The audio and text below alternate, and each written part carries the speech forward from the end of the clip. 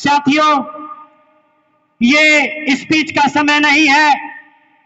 एक समझने वाली बात यह है कि समता सैनिक दल, उनके 3 शब्दों में जो बात छिपी हुई है वो ये है कि बाबा साहब जब संघर्ष कर रहे थे तो उनको ऐसा लगा कि भारत की जो गैर बराबरी की व्यवस्था है उसमें समता लाने के लिए, समानता लाने के लिए किसी एक दल का निर्माण होना चाहिए। ये वो समय है जब बाबा साहब 1913 में विदेश में पढ़ने के लिए गए और 1916 में पूरी दुनिया के सामने भारत देश की गैर बराबरी की व्यवस्था को caste is the curse of India के नाम से अपना रिसर्च पेपर कोलंबिया यूनिवर्सिटी में दिया और पूरी दुनिया के सामने रिसर्च स्कॉलर्स के सामने लिखा। वहां पर बताया कि भारत के अंदर इस धरती पे एक ऐसी सामाजिक व्यवस्था है जहां पे भारत के लोगों को जानवर से भी बदतर जिंदगी जीने के लिए मजबूर किया जाता है। ये वो समय था जब ह्यूमन राइट का कॉन्सेप्ट पूरी दुनिया में आ रहा था, पूरी दुनिया में चर्चा हो रही थी, ह्यूमन राइट पे चर्चा हो रही थी। जब बाबा साहब ने यह तय किया कि हमको समानता लाने के लिए भारत में दल का निर्माण करना चाहिए, तो बाबा साहब ने 1924 में इसका निर्माण किया।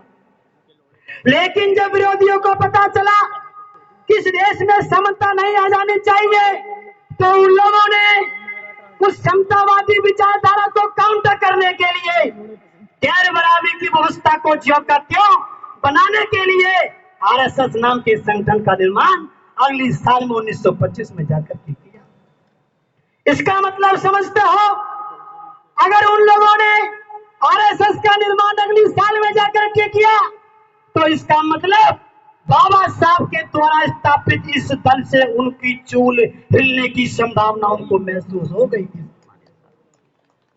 उनको लग गया था इस देश में बराबरी आ सकती है। लेकिन सम्मानित साथियों, उसके दल में, हमारे दल में एक अंतर रहा। आरएसएस ने अब तक भारत के अंदर 2 पार्टी को रूल करने के लिए तैयार किया। कांग्रेस को रूल कराया, कांग्रेस ने, इस आरएसएस ने कांग्रेस को रूल कराया। और जब कांग्रेस को जब साहब काशीराम ने उसके नीचे से कुर्सी हिलाने का काम किया, जब कांग्रेस हिलने लगी तो इस आरएसएस ने इसमें बीजेपी का हाथ पकड़ के उसको सत्ता में लाने के लिए काम किया। एक ही थाली के चट्टे बट्टे हैं, ये उनकी मां है सम्मानित साथियों।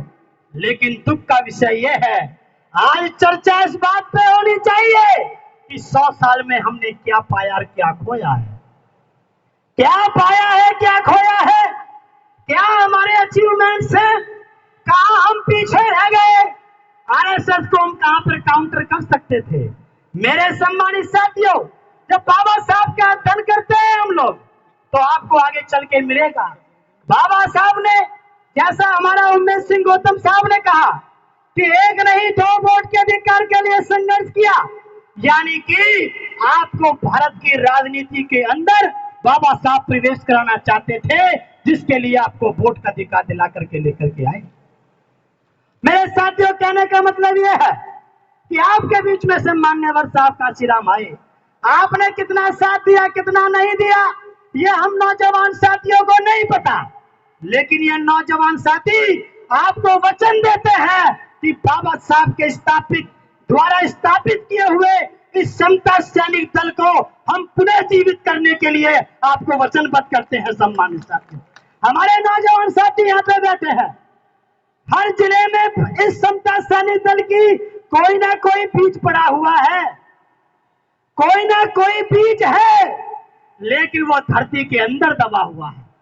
हम उसको खाद पानी देंगे और धरती से चीरते हुए निकालेंगे और आपको इस देश की राजनीति में भी हिस्सा देने का काम ये नौजवान पीढ़ी आपको करेगी। सम्मानित साथियों, हम इन नौजवान, हमको नौजवान कहते हैं, हम इनको आदर्श मानते हैं।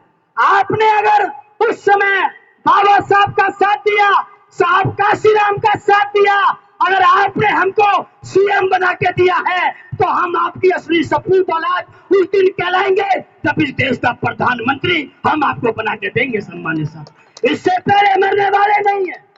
आरएसएस लगा लेगा अपना पूरा दम। हम भी बाबा साहब के सिपाही हैं। ये संविधान को बदलने की बात करते हैं, ये आरक्षण को समाप्त करने की बात करते हैं। अरे साथियों, ये कोई गाजर मूली का खेत नहीं है जिसको तुम जब चाहो उजाड़ दोगे। ये बाबा साहब के लिखे हुए संविधान की धरती है। इसको तुम मिटाने का प्रयास भी करोगे तो 100-200 साल तो तुम्हें फिर भी लग जाएंगे सम्मानित साहब। और तब तक हम तैयार होंगे। हम कहना चाहते हैं, मैं तो कहना चाहता हूं, अरे मांगने वाले नहीं बनना, ये हमको देंगे। अभी भी मांगते हो आप लोग, ये दे दो, ये दे दो, ये दे दो। अरे सरकार बनानी है हम लोगों। हम दिल्ली के अंदर जैसे हमारे यहाँ काम है, उत्तर प्रदेश में आपकी सरकार बनी तो वहां पे आपको क्या नहीं मिला बताइए। एक तरफ अगर इन लोगों की गांधी की समाधि है तो 16 किलोमीटर की बाउंड्री है जिसका नाम है दलित प्रेरणा स्थल। सम्मानित साथियों, आपने जाकर उत्तर प्रदेश में देखा होगा। नहीं मांगेंगे इन लोगों से, हम अपनी सरकार बनाएंगे। जब तक काम चलाएंगे अपनी सरकार बनाएंगे और बाबा साहब के सपनों का पूरा करेंगे। हम तक भी बदल देंगे, हम तक भी बदल देंगे। अरे तुम लोग हमारा क्या संविधान बदलोगे, उससे पहले हम तुम्हारी सरकार ही बदल देंगे, अपनी सरकार बनाएंगे। आप लोगों ने हमारी बात को ध्यान से सुना। मैं पूरी थिंक टैंक का धन्यवाद करते हुए अपनी वाणी को प्रणाम देता हूं। जय भीम, जय भारत, धन्यवाद। कुछ ऐसे सम्मानित साथी, बहुत ऐसे लोग हैं जो समाज में काम करते हैं, राजनीति के लिए षड्यंत्र करके जाते हैं। कुछ ऐसे लोग हैं जो छल कपट करके समाज का काम करते हैं और राजनीति की दौड़ लगाते हैं। कुछ बहुत ही कम लोग ऐसे मिलेंगे जो राजनीतिक सरताज को लात मार करके समता सेंटर को चलाने की बात करेंगे। वो जयप्रकाश जी ने बोला आपके सामने। मेरा निवेदन है, समता सैनिक दल मरीमार लोगों से नहीं चलेगा।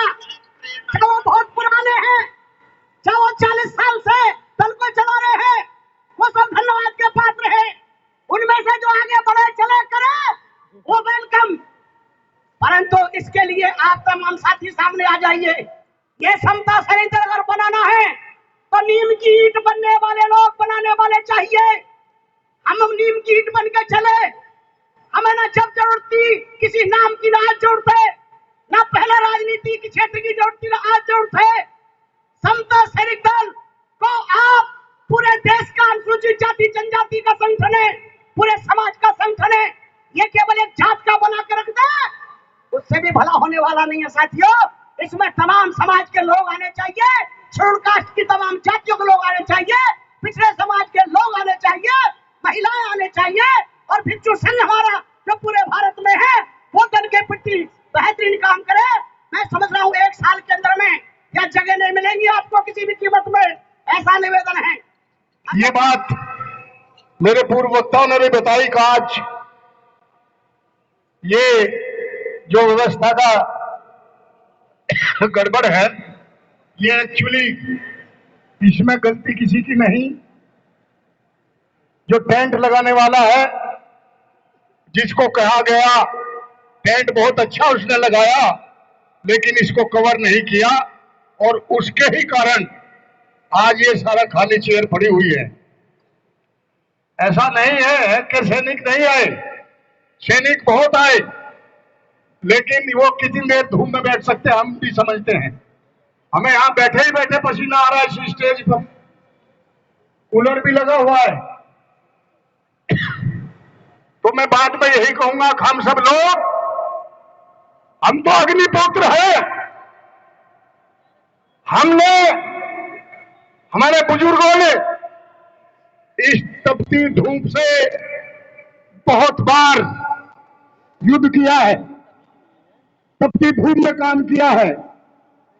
तो इसलिए आज चूंकि बाबा साहब के दिए हुए इस पवित्र दल की वर्षगांठ पर और शताब्दी पर हम अगर थोड़ा कष्ट भी सह लें तो कोई बात नहीं, आगे के लिए बहुत अच्छा ध्यान रखा जाएगा। और इसकी जो त्रुटियां हैं उसका कारण कोई कार्यकारिणी, कोई अध्यक्ष या कोई और दूसरा नहीं, मैं कहता हूं हम सब हैं। साथियों, कार्यकारिणी में 100 व्यक्ति रखे गए, लेकिन पिछले 1 साल से देखने को मिला कि जब जब बैठक हुई 5 लोगों से ज्यादा नहीं आए। क्या यही रेस्पेक्ट है आपको इस दल की, इस संगठन की?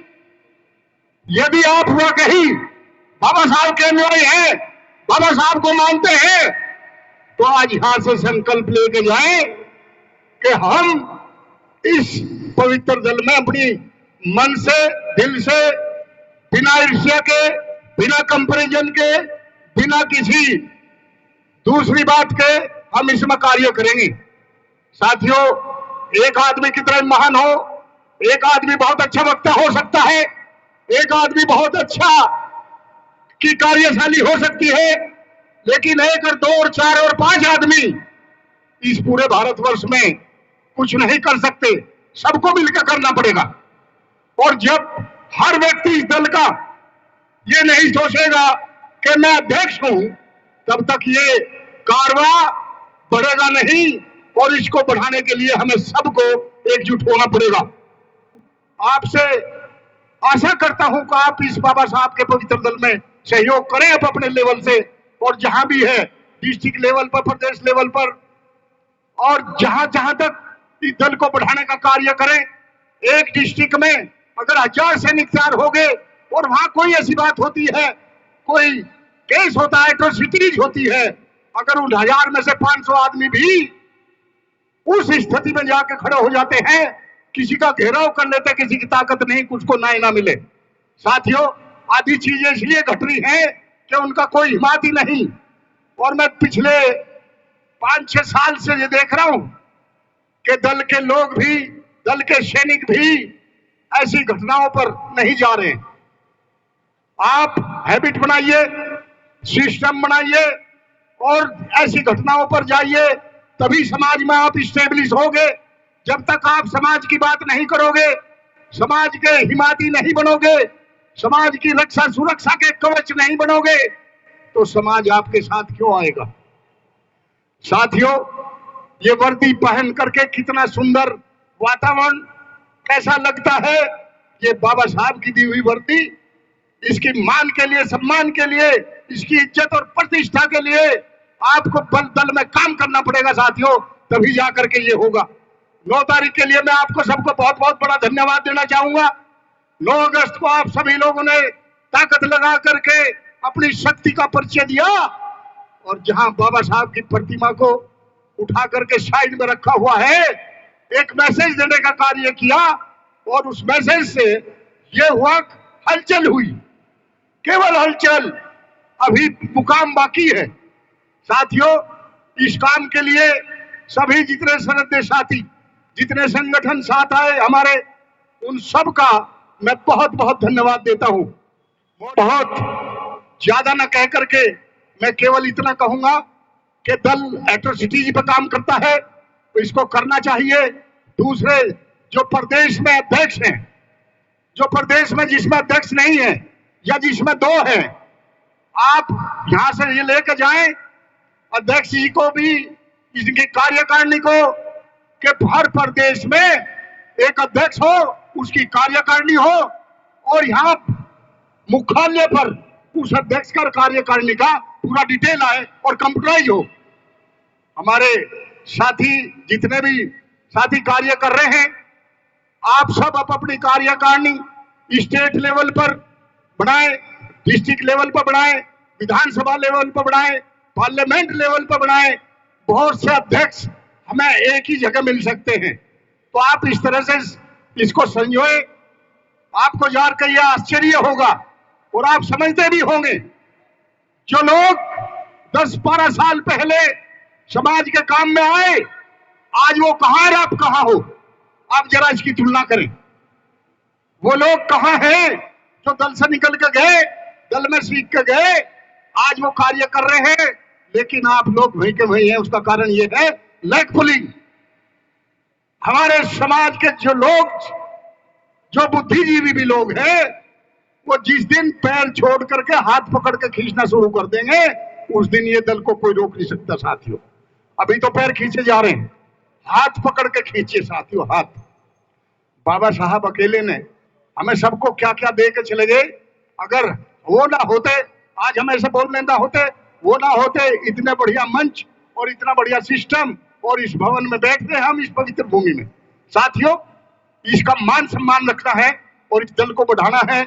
मैं यही गुजारिश करूंगा कि आपस में कोई भी व्यक्ति जो केवल बरसाती मेंढक की तरह से कभी कभी दिखते हैं, वो ऐसा ना करें। हम किसी को भी इस दल से, जो पुराने साथी हैं, नए साथी हैं, या दल में काम किया हो कभी भी, मैं नहीं चाहता किसी को भी, ना मैंने मेरी कार्यशैली में किसी को भी हटाया जाए, लेकिन उनको अपने में सुधार लाना पड़ेगा। They have to be active, they have to be positive, they have to be about the mission. तो ये सारी चीजें आपको देखनी है। इन्हीं शब्दों के साथ आपने मुझे सुना, मैं बहुत कुछ और कहना चाहता था, लेकिन बहुत गर्मी का समय है, इसलिए अपनी बातों को विराम देते हुए जय भीम, जय भीम, जय भीम, जय भीम। 1 मिनट हो गया, मुझे 2 मिनट का टाइम मिला है। मैं 1 मिनट में अपनी बात समाप्त करूंगा। जितने प्रदेशों के अध्यक्ष आए हैं, क्योंकि दल को रात्रि हमने महासंघ की बैठक में कहा था, दल को 86 से हमने शुरू किया। पूरा देश जानता है, आप में बहुत सारे लोग जानते हैं। वो भी आलम था कि ये पूरा अंबेडकर भवन भरा हुआ था। कितनी बार भरा, चीफ जस्टिस ऑफ इंडिया बुलाए, राष्ट्रपति बुलाए, प्रधानमंत्री बुलाए। आज पहले बात तो मैं कार्यकारिणी जो हमारे सेंटर की है, अपने प्रयास, जो भी उनका अपना प्रयास रहा है, उन्होंने काम किया है, उनसे मैं कहूंगा कि वो निर्देशित करें अपने सभी प्रदेश अध्यक्षों को। थोड़ी बातचीत ना करें, प्रदेश अध्यक्ष ध्यान से सुन ले, जो भी आए हैं। एक भूख खत्म हो गई आपकी सैनिक बनाने की, संयोजन करने की भूख खत्म जब हो जाती है, कोई संगठन कामयाब नहीं होता, कोई ताकतवर नहीं रहता। बहुत कमजोर कर दिया आपने संगठन को। कहते रहे हम, लंबे लंबे भाषण फेंकते रहे, उससे काम चलता नहीं। भाई दिखाई देना चाहिए ना। हम आरएसएस से टक्कर लेने की बात कर रहे हैं। शताब्दी वर्ष में हमने कितना कुछ किया। अभी हमारे भाई जयप्रकाश करदम ने कहा ना, अचीवमेंट देखे ना हमने क्या किया इन 100 सालों में। अरे 100 सालों की बात छोड़ो, 86 से उठाया, 86 से 96, 96 से 6 और फिर 16 के बाद में शैली बदल गई, तुम्हारी भूख खत्म हो गई। थोड़ा सा हाजमे की गोलियां खाओ, भूख बढ़ाओ। और भूख कैसे बढ़ाओगे, मैं एक फॉर्मूला दे रहा हूं आपको, सभी स्टेट कमांडर सुन ले ध्यान से। कितने जिले उंगलियों पे गिने, एक जिले में कितनी लोकसभा है, लोकसभा में कितने आपकी विधानसभा है, और विधानसभा में कितने गांव। तकरीबन उदाहरण से बता रहा हूं कि विधानसभा में 100-150 के बीच में गांव। आपने टारगेट बनाना है कि जितने विधानसभा में गांव, उस विधानसभा में हमने उतने ही सैनिक बनाने। ध्यान से सुने दोबारा, विधानसभा में जितने गांव, 100 गांव है, 150 गांव है, तो आपने 150 सैनिक उस विधानसभा में बनाने। किसी गांव में 20 बनेंगे, किसी में 10 बनेंगे, किसी में 50, और 2-4 गांव में एक भी नहीं बनेगा। एवरेज 150। एक लोकसभा में विधानसभाएं 10, तो 150 के हिसाब से 1500 एक लोकसभा में। अब जिले में मान लो, जिले में एक लोकसभा, कहीं 2 लोकसभा। ये हम उस समय आंकड़ा बताते जब हम राष्ट्रीय अध्यक्ष थे, और उस पर काम हुआ, और ये पूरा अंबेडकर भवन को भरा सैनिकों से।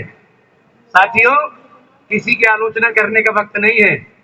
ताकत बनानी है, ताकत नहीं बनाओगे, आप ही नहीं पिटोगे, पूरा समाज पिटेगा, लुटेगा, पिटेगा, चल रहा है ये चारों तरफ। आपके अगर एक जिले में 1500 और 2000 सैनिक हैं तो वो सैनिक, वो अपना जिला कमांडर अपने आप को कह सकता है कि मैं समता सैनिक दल का कमांडर हूं। और फिर आपके 80 जिले हैं जी यूपी में। रात थोड़ा हो सकता है बुरा लगा हो, मेरे भाई को बच्चा है अभी, उसे पता नहीं है अभी दल के अनुशासन का। आवेश में आने की जरूरत नहीं, बहुत ज्यादा गर्मी खाने की जरूरत नहीं। अरे मेरे भाई, इकाई से शुरू करो ना। जो उत्तर प्रदेश का अपने आप को अध्यक्ष कहता है, उदाहरण से बता रहा हूं, 80 जिले में कितने कितने सैनिक हैं सूचीबद्ध करके क्या बताएंगे हमें? 80 जिले में हो सकता है 2, 4, 10, 20, 50 जिले रह गए हों। कितने जिलों में काम किया? इसी तरीके से पूरे राष्ट्र में, चाहे वो तेलंगाना है, चाहे राजस्थान है, उत्तराखंड है, हरियाणा, इस तरीके से सैनिकों का निर्माण करें। जहां संयोजन में आप अपने आप को कमजोर पाते हैं, वहां हमें याद कर लें, अभी हम थके नहीं हैं। इस तरह ये जो झंडा है नीला उठाया है, बाबा साहब का ध्वज उठाया है और अंतिम सांस तक इसी में लिपट के जाना है। बाकी आप थोड़ी ताकत पैदा करो, तभी समाज को सुरक्षित रख पाओगे। जय भीम, नमो बुद्धाय, जय भारत।